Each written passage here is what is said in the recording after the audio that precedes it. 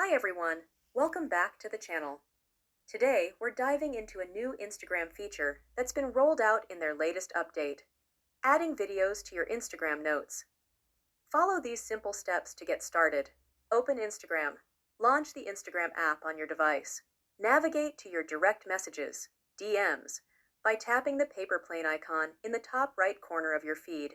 Find Instagram Notes. In the DM section, look for a new option labeled Notes. To create a new note, you should see a small camera icon.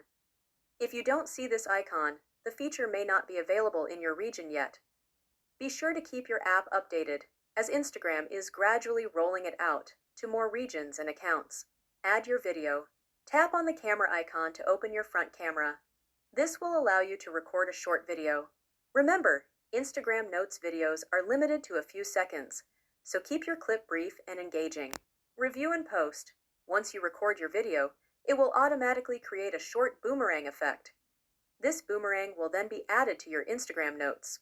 The video will be visible in place of your profile picture for 24 hours. And that's it! You've successfully added a video to your Instagram Notes. If you have any questions or suggestions, drop a comment below. Don't forget to subscribe for more tutorials like this.